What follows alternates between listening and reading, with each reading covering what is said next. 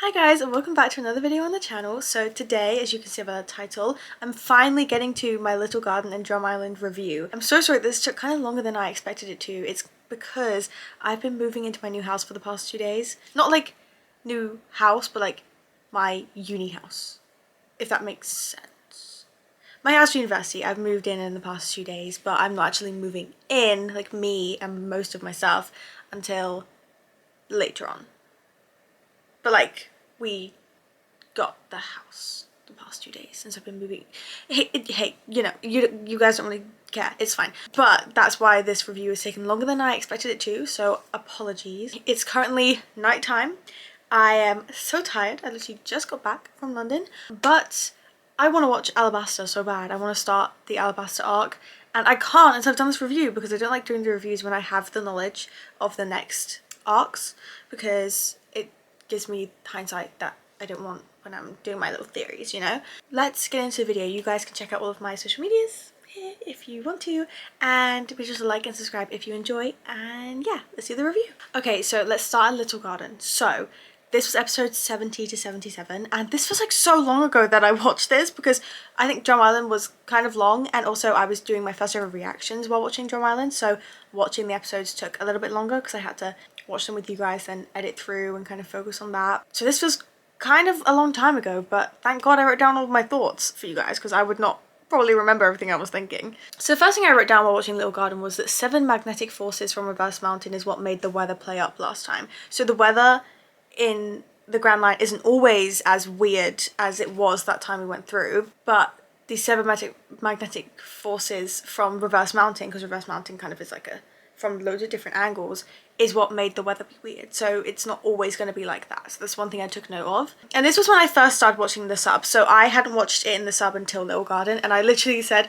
wow, the sub voices are so different. Like, they are so different, but like both the dub and the sub like are amazing and were amazing, and I'm really enjoying the sub. Especially, I think I've commented on this before, Usopp's voice in the sub is so perfect to Usopp, and I just love it. And yeah, no, I'm loving the sub. I think it's really good. I'm so glad that I can watch it that way, but I really enjoyed the dub as well. I love how they're showcasing the crew's compatibility as a team through Vivi's point of view. You know, at the start of Little Garden, they kind of, you know, focused on a little bit in the same way they do with Chopper and Drum Island, is like they show the crew's kind of crazy moments as if we're Vivi looking at them for the first time, because we don't get to see their dynamic in a lot of the stuff leading up to this. We kind of just see them doing things together, not them just like chilling together and like being, you know, domestic almost. And seeing it through Vivi's eyes was really cool. Like, it was a very good addition because it kind of communicates to us where each relationship and friendship is like at, and I really liked that. Then we got introduced to Mr. 3, and I said, dude, your hair has a 3 in it. Why are you trying to be all discreet? Like, we know who you are. Like, your hair literally has a 3 in it. Guys, Mr. 3, don't even get me started. He's so annoying. He's so annoying. Not as annoying as another person that's come up recently, which I'll get to, but Mr. 3 was so annoying. Anyway, and then I saw Miss Golden Week, and I was like, do not tell me that this child works for Baroque Works. Like, that's a child. What are we doing? But she ended up being a slay, and she was so good. But I was, at the start, I was like, are we sure she's in the right place? Like, that is a child. So I hadn't picked up on this before, but they have to stop at the islands to calibrate the log pose, which I was like, that makes so much more sense as to why we're going island to island. Like, I love that there was a reason for that, because I was kind of like, are we just stopping off to get food every island? But I love that there was actual reason we need to calibrate the log pose, and I thought that was really cool. I also said, Sanji, stand up. I don't know why I was saying that. I can't remember now. But it makes sense. I say that a lot of times throughout this, like, Sanji, stand up. Like, come on, dude. And obviously at this point we've arrived at Little Garden, and Luffy and Vivi were like, let's go and explore. It's like, Luffy was mostly like, I want to go explore, and Vivi was like, oh, come with, and Karu as well. And so I loved how Sanji was sending his kids off to school with a packed lunch. That's literally the vibe that it was when he packed them the lunch. He was like, sending my kids off to school with their packed lunch. He's never beating the father of the ship allegations. I'm sorry. To me, the dynamic at this point in time is he is giving father of the Going Merry. Yes, I love that, you know, when we separate off into our groups for the arc that we had Nami and Usopp, because I was like, I love them. I love their dynamic already. I've said it before, like they're so funny. And so I was so glad that it was Nami and Usopp that were together. And obviously we had kind of Sanji and Zoro, but not really, but like a little bit. And then Luffy and Vivi. I think it was perfect that Vivi was with Luffy, especially being new to the crew, because he's the captain, and we, as if I'm on the crew, everyone on the crew has kind of had their own moment of realization that it dawns on them that Luffy is like this. He's different. He's different and he's the one. It's like, you know, they have this moment of, I'm going to follow him to the end of the world because he is so important. And that's, you know, it was important that Vivi had that moment too, because she's going to be with us to find the One Piece. So, oh yeah, and then dinosaurs.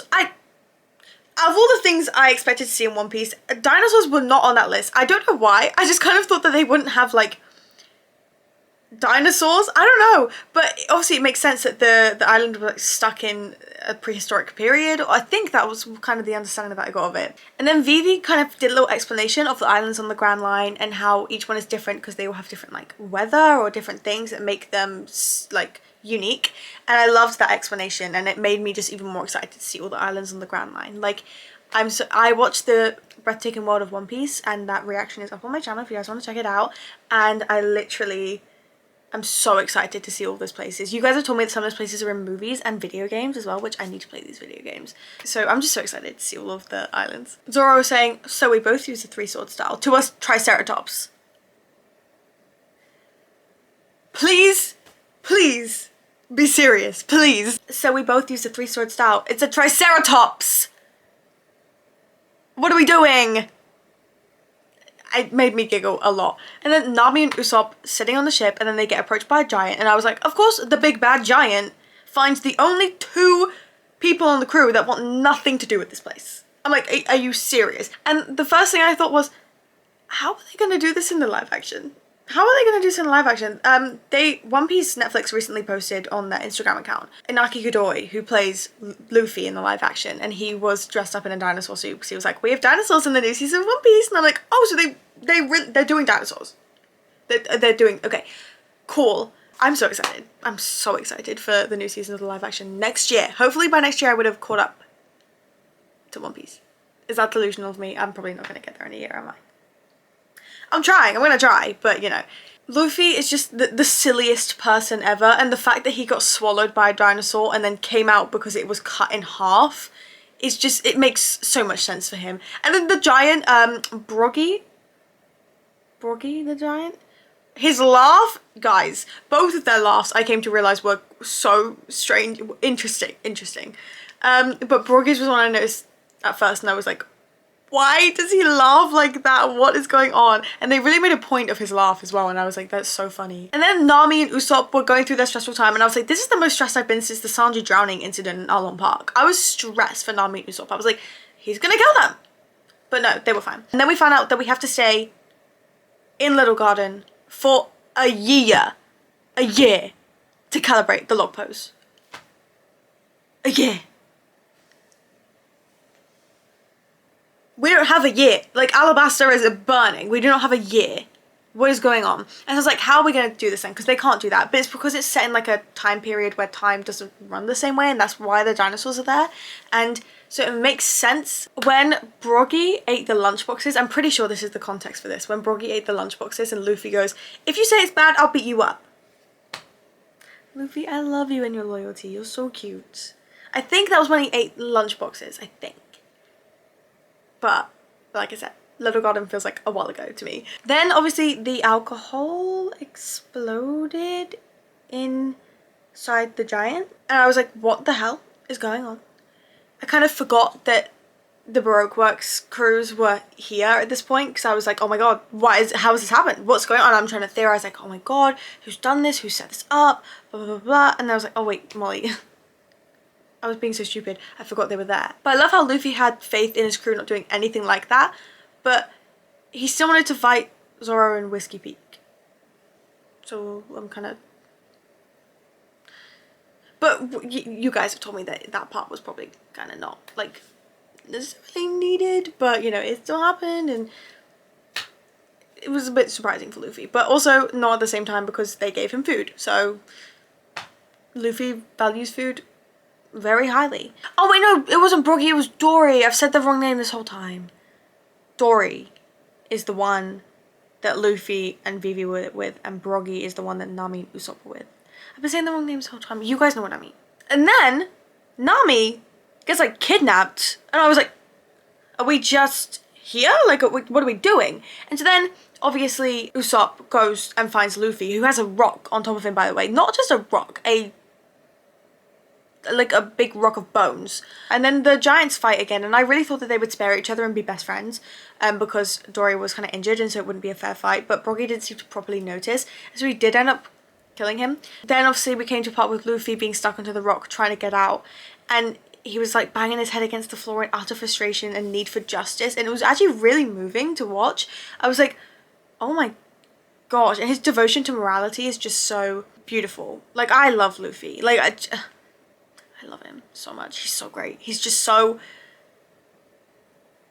he's so unique. Like, I can't think of a character like him, honestly. Like, I really can't.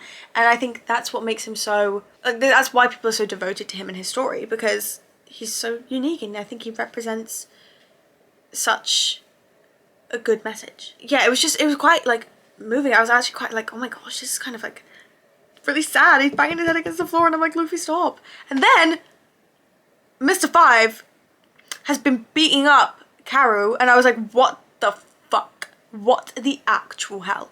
Like, that is so bad. Like, that, it was horrifying to see. I was like, oh my god, are you kidding me? And then they're trying to fight back and they can't, and it was just really stressful, and I was like, I'm dead ass so stressed. And then all of a sudden I just go, okay, where's Sanji? Because Zoro's been kidnapped, we saw that. Nami's been kidnapped, we saw that. Vivi's now been taken. Usopp's been just splattered with explosions. Karu's been tortured. Luffy is stuck under a rock. I'm like, where's Sanji? Where is he? I'm guessing he's gonna save us all because everyone else is dying. So I'm like, I'm confident Sanji's gonna be here. And then obviously we kind of go to Mr. Three's little wax cake, and he's got Zoro, Vivi, and Nami up there, and he's like basically killing them and waxifying them. Same with Broggy. And then Vivi called Zoro Mr. Bushido, and I was like, what? Why does she call him Mr. Bushido? And then you guys have explained to me in the recent video I did, which was a reaction, which you guys can also watch if you want to. It was a reaction to episodes 1991. And you guys explained to me in the comments that she calls him Mr. Bushido because it's a term about like swordsmanship in Japan, or like dedication to the craft of like the swordsman or samurai or something. I can't remember specifically, but it made sense to me when I read the comments. I'm gonna go back and reread them because I forgot the specific details, but basically she's calling him Mr. Swordsman. Kind of, in a way.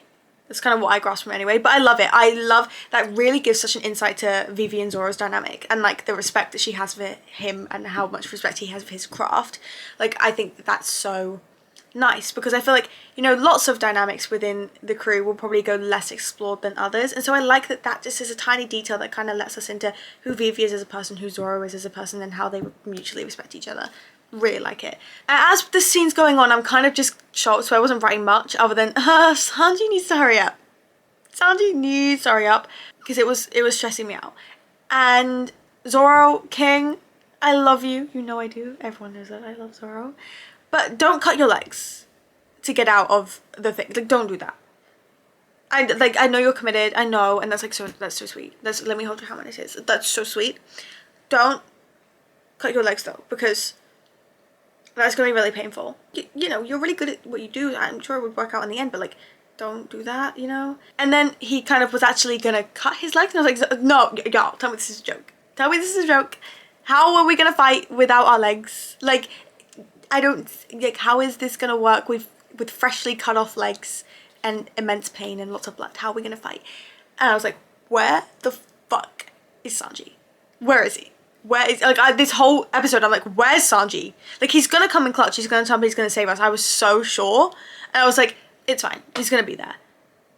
But it was getting more and more insistent. I'm like, where is he? Where is he? The next kind of sequence of scenes, I was just kind of like shocked and very focused and locked in. Luffy turned up, and he kind of was trying to save us, and he's kind of like there, and I'm like, he's gonna save us, yay! And then Zoro was just posing. And I was like, Zoro, you're insane, actually. Like, the unseriousness is very refreshing right now. I love it. I love goofy Zoro, you guys know that. But what are we doing? We're dying and we're posing. I would do the same. I mean, if I knew I was going to be a wax figure, I should at least be like a cunty one, you know? And then as the scene goes on and they get more like wax figured up and he's like, good thing I posed beforehand. If I was Nami or Vivi, that would be motivation enough for me to find my way out just so I could literally slap him in the face. And then all of a sudden we actually get a look into Miss Golden Week's powers, which, can I just say, guys, I don't know if it's a devil fruit or not, they never went into that, but I'm pretty sure all of the officers, what are they called? Head officers or whatever, Baroque Works, which is Mr. 1 to Mr. 5 or Mr. 6, and their respective female partners. They all have devil fruit, so I'm pretty sure it's just a devil fruit power, but it was so cool to see like her painting and how it makes Luffy do things or think things or feel things differently. I did cut to Sanji and he was sat on the Going Merry with a dinosaur, waiting for everyone to turn up so he could compare dinosaur sizes with Zoro. I mean, my reaction's here, you guys can see it because I actually had to get my phone out to express my confusion. Guys, I doubt you can see me right now, but Sanji's just turned up for the first time in like 4 fucking episodes. This whole time I've been like, it's okay, Sanji's gonna turn up. Sanji's gonna turn up and he's gonna save the day, he's gonna do something like really cool because he's like got really cool fighting abilities. He's gonna be there, he's gonna save us because everyone else is dying. Hi, Sanji, you didn't know you were still alive. Because you've been where? What, like, this should piss me off. And do you know what he said? It's definitely weird. Damn, dude. Dude, I thought you were at least on your way. I thought we were gonna get like a surprise fucking kick through the sky. But no. But no. I feel like he's gonna save us now, which is super excited, yay. But I'm pissed. Where have you been? And then it was like we all of a sudden had this realization that this is just wax. Like collectively everyone was, oh, this is just wax. Like I can just break it. Did we not think of that the whole time? Like I thought I was just being stupid and I was like, maybe it's like a really specific type of wax. It can't be. No, it was just wax. Like we could just like punch it, you know? But I understand that Luffy was in a tricky situation with the paint controlling him and shit. So I'm Team Luffy and I get it. But it was like he only just came to the realization of it though. And I was like, but then it's Luffy, so why am I surprised actually? Yeah, anyway, Usopp literally saved all of us. Usopp was great, period, I love it. And the girls, they came out the fire and was fighting, and Zoro came out of the fire and was fighting, and I was like, oh my god, that was such a cool scene. Like I was just like that whole scene when they came out of the fire and they were just fighting and they were just like dancing and they like, oh, it was, guys, I don't know how to put it into words. It was so good. I was giggling or whatever. I was like, ah, Zoro, ah, Nami, ah, Vivi, period. It was so good. I loved it. Like that was my favorite thing. Like the flaming swords that Zoro had. Bring them back. Bring them back every episode. So cool. I was like, that's so cool. So Sanji is gonna do nothing. Oh, I was so mad. I was like, Sanji, do something! Do something! And then he did get us the Eternal Log Pose to Alabasta. So he did do something. Thank you so much, Sanji. But I was like, dude! And he was on the phone to Crocodile and I was like, okay. And then I said, because he was on the phone and I was like, why is Crocodile giving that he's gonna be fit? That is something I actually wrote down. What mind was I in to write that down? Like, I literally wrote down, nah, why is Crocodile giving that he's gonna be fit? Girl, get real. And then the giants helped us get out of Little Garden and get out of the whale that tried to eat us. Was it a whale? It might not have been a whale. What accent did I just do? It might not have been a whale. I can't remember. But yeah, that was Little Garden and I really liked it. Should I start rating the arcs out of 10? No, because I feel like it's really hard to compare them to each other because the islands are so different. So I'm not going to do that. Anyway, I feel like I'm just yapping and I'm delirious. I'm delirious from lack of sleep and sanity over the last 48 hours. But I really enjoyed Little Garden. It started off slow for me, I think. And then once we really got into it, I think it was probably after like maybe the wine exploded or something. And I was like, okay, this is, you know, this is interesting, this is cool, and like the big fights and stuff, like it was very good. Like those couple of episodes I watched all in one sitting because I could not look away because I was like, I need to know what happens. Like even though like I kind of know in my gut like everyone's gonna be fine because I don't see them ever killing off anyone in the crew or killing off any important person. Like I mean, you guys could be laughing at me right now. You guys could be absolutely laughing at me like, Molly, you do not know what is coming. But I don't know. I think it would be so impactful for any of them to go. Like any of them. I don't think One Piece is that kind of show, you know? But I think we'll have to see. I don't want to be proved wrong because then I'll be crying. But it also will give depth to a story. I absolutely understand character deaths give so much depth to other character arcs and other parts of the story, and they're sometimes so integral to move the story along. So I would always respect the writers absolutely with their choices. But I don't know if I see it for One Piece.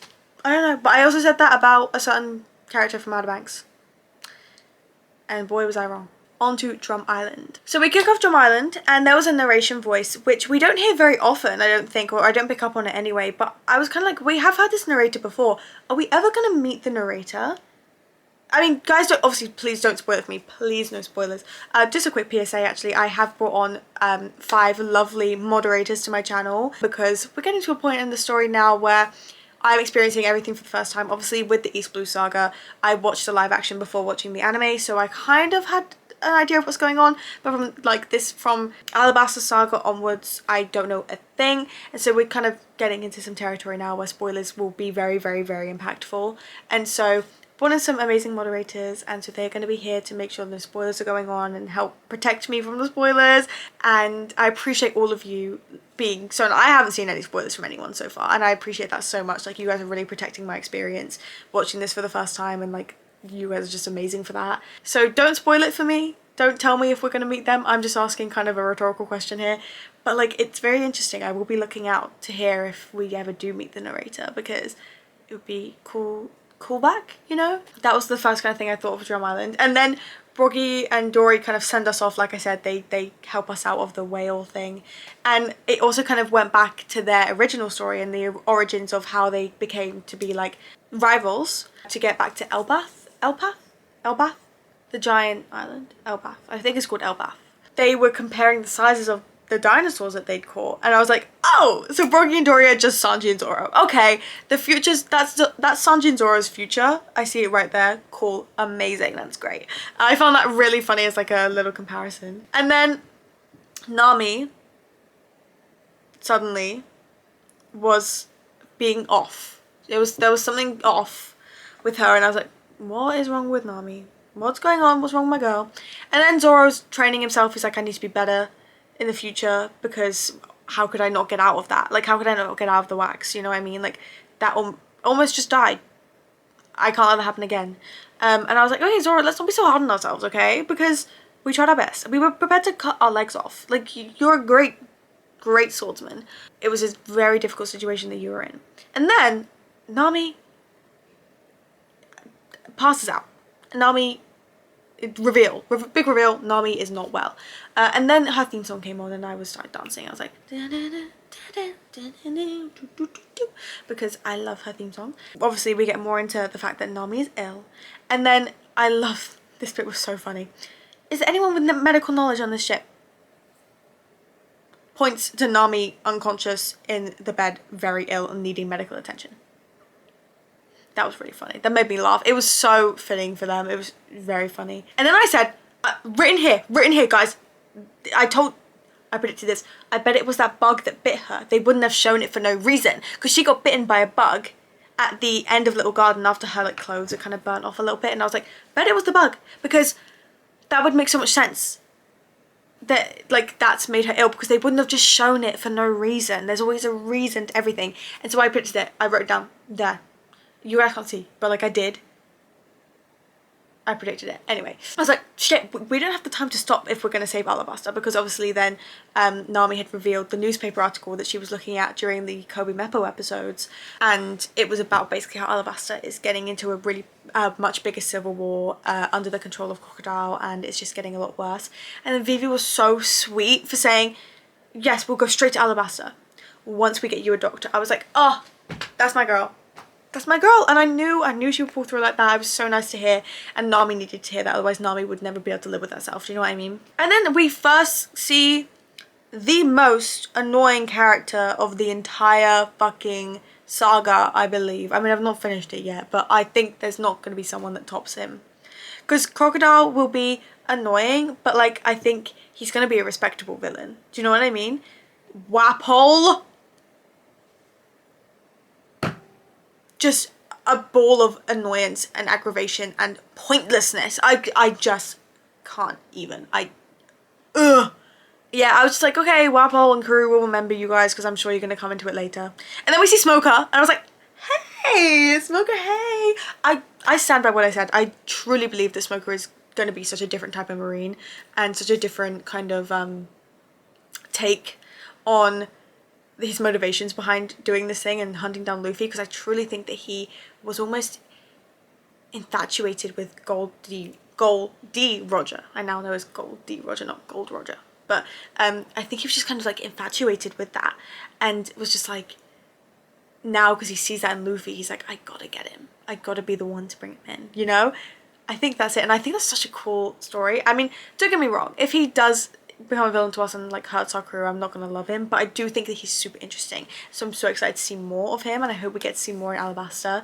We only really saw just like this episode of him in Drum Island, and I found out Alabasta is the Sand Kingdom, which wrote down to acknowledge the Sand Kingdom. I love how the different places have different weather related or like time related specifications that make them unique. I think that's so inventive. And yeah, then we kind of pulled up to Drum Island, and I was like, a snowy island. I love this.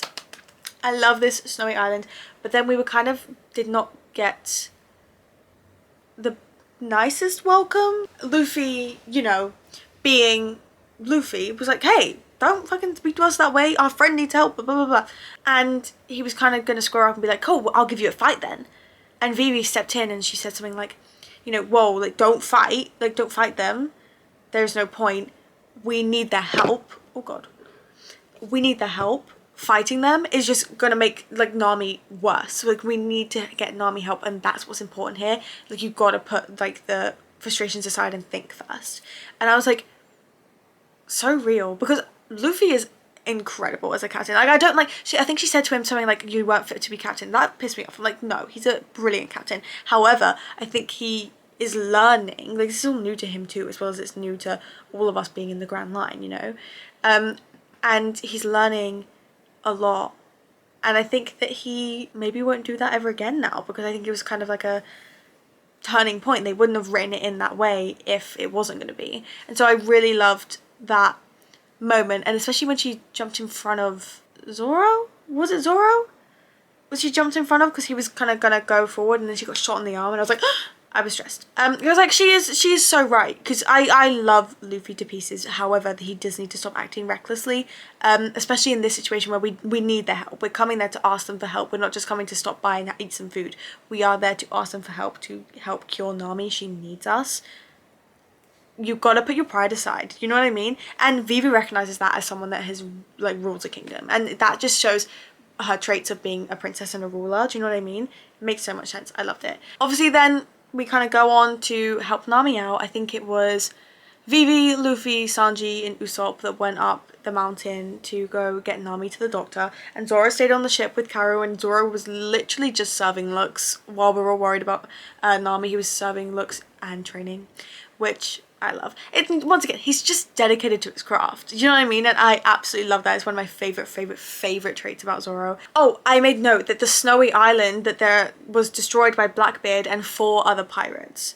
No idea who these 4 other, because I'm pretty sure they just said 4 other pirates. But Blackbeard, this is like the 4th time I've heard Blackbeard mentioned, so I really am intrigued to see if we do meet him. You guys told me obviously Blackbeard is based off the real pirate Blackbeard. I know about Blackbeard, I know about that from Outer Banks as well as just general knowledge, but they went into it a little bit in Outer Banks, and I hope they do bring him in. But I also think it'd be really cool if he's just a reference to the real world. Do you know what I mean? Like, that would also be a really, really interesting take of being like, yeah, so Blackbeard's out doing this, like how in the real world Blackbeard was just doing his thing. Like, I don't really know much about Blackbeard, I'll be honest, guys. I don't really know much at all, but like, I know that he existed, and yeah, it would be cool if that was just genuinely like a nod to the real world. But I do hope that he is a character that we get to meet. Yeah, then obviously Sanji and Luffy have to go up to the top of the mountain to get to the Doctor's castle with Nami. So they go together, and I love how well they show how insignificant these big threats are to our crew. Like, this isn't the first time they've done it this way, where Dalton was like, this is a really big deal, these rabbits are killer rabbits, blah blah blah, and we just breeze past them. Like, it's not the first time they've done something like that, and I think it really just showcase how our crew are just like built different. So we're on our way up the mountain, and then we realise the Doctor's not actually up the mountain. The Doctor's in the village next door helping someone. By the way, can I just say, the witch, awesome outfit. Literally such a cool outfit. I loved her outfit. That she had a reindeer, who we all now know. But at the time I just said, the reindeer's serving face, period. Because the reindeer was serving face. Chopper, my son. She had a proper witch laugh as well. A proper witch laugh. And then I realised that Zoro gave them one of his swords to help hold up Nami while like they were on the back, and I was like, once again, just a little nod to the dynamic. I really like it. And anyway, we passed the fucking witch. I'm like, she's literally going the other way. What? Like, this is so aggravating. And then we got more context on Wapol being the like past king of Drum Island, and the music in the background of Dalton standing up to Wapol kind of sounds like the Harry Potter score. Like, to me it sounded like it was the Harry Potter score. And then I found out Dalton has a devil fruit called the Ox fruit, which makes him turn into like a bear or something. And I was like, that is so cool. And I said, Dalton should be king. Dalton should absolutely be king. I think he'd be great there. And I was like, you cannot die. I thought he was going to die. Like, I was so stressed. I was like, please don't die. And then we had our own difficulties with Luffy, Sanji, and Nami going up the mountain. And Sanji just sacrifices himself. And I'm like, Sanji, for what the hell? And Luffy literally says, you idiot, don't do stuff like that without telling me. Yes! Don't do something like that without telling us. Don't do something like that full stop at all. But he helped us, and it was actually great, and I love how Luffy saved him, and it really just shows Luffy's strength and determination with the way that he was carrying Sanji in his fucking teeth, with Nami on his back, with Nami wearing his coat. He had no coat on. He was freezing. You don't even understand. That was so powerful. It was so powerful. I freaking love Luffy. Anyway, we see Chopper. Luffy gets to the top of the mountain with Nami and Sanji, the witch, and the reindeer, help him out, bring him to the room, and then we see the reindeer in the form that I recognised, which was Chopper. And I recognise this because that is the reindeer from the Tudum event that they announced the live action of, which is what got me into One Piece, is the Tudum event. That's what made me watch the live action, which is then what led to all of this and making me watch the anime. So I was like, I remember this, that, like, this is the live action one. And I was like, stop, he is too cute. He's too cute. And then after that, I filmed my first ever reaction video, which was episodes 84, 85, and 86, which were all Chopper's backstory. And if you want to check that video out, that is here. I haven't really written much about it in the review because usually I write on my review notes as I'm watching the episodes. Obviously, because I was reacting, I wasn't going to be writing on my phone. I was going to be like, you know, reacting with you guys and just saying it all out loud. So if you want to see my thoughts on those episodes, go check out the video. Past those episodes, Sanji calling Luffy a monster to Chopper is actually a good way of showcasing how the Straw Hats view monsters as a good thing. So see, with Chopper's backstory and the whole monster thing kind of low-key be a trigger word for the guy. I was like, yo, don't call him that. But then it gave us context because Sanji called Luffy a monster, and I was like, it gives us context to like, but you have to remember, these are the Straw Hats, they're different. They're different and they view things in such a interesting way. Do you know what I mean? And I absolutely loved that. And I recognised that Chopper's dream was to cure all diseases in the world. I'm pretty sure, not 100%, but I'm pretty sure that was what it was. And Luffy says to Nami, I don't want to wear your clothes, your clothes are ugly. And Nami goes, well, they're cooler than yours. I love that. Like, Luffy, Nami, sibling coded, like, so, and I love their dynamic. Like, it's so funny. I want to see more of it. I want to see more of Luffy and Nami's dynamic because they are so siblings. I love it. And then Wapol at one point was like eating Chopper, and I was like, what the fuck, leave my son alone. And I was just stressed out. But then I was like obsessed with the double power team up things, that Sanji's leg power combined with Luffy's gum powers. I need to see more of those sort of combos. I want to see like Sanji Zoro combos. I want to see Zoro Luffy combos where we just kind of combine our like power. Do you know what I mean? Like obviously Luffy's the only one with powers, like devil fruit powers, but like Sanji has his kicks and Zoro has his swordsmanship. Like I really want to see those combined, and have like these like combo attacks, you know, like you would in a video game when you combo attack things. Like it'd be cool. Yeah, then Wapol ate his two sidekick people and then they came out as like a combined person. That was so weird. That was so strange. And then he like tried to blow up the flag. Pissed me off because that flag is so important to us. The Jolly Roger. Hero Luke's Jolly Roger. I was like, y'all step off now. And then Luffy obviously stood his ground and stood on business and got the Jolly Roger back and everything. And then we learned more about the zone type devil fruit, which basically is Chopper's devil fruit, which makes, because he obviously had the human fruit, and it makes him have like different forms. So Dalton also has a zone type fruit, but Chopper has more forms than the average one. The average is 3, but Chopper has 7, and so like that is fucking awesome. So Chopper is just like the god version of this devil fruit, which makes him even more cooler. And you guys know how much I love Chopper. Luffy, I was like, Luffy's definitely locked in on getting Chopper onto the crew now because he's got 7 when you're only supposed to have 3. He's Luffy, he was like getting him on that crew. And then I said, wait, will Chopper have an eye catcher? I then found out, I got my live reaction to it too on my episodes 90 and 91 reaction. So go check those out, of Chopper's eye catcher, which I love. I'm obsessed with it. And then Zoro picking up Dalton with no effort. Guys, he's so strong. And then obviously my reactions are to episodes 1991, so I haven't written anything down. Same with the Chopper backstory. Go check it out if you want to. I did write down the names of the people I met in those episodes or heard of in those episodes. First one was Blackbeard, and like I say, mentioned him before. He's been mentioned.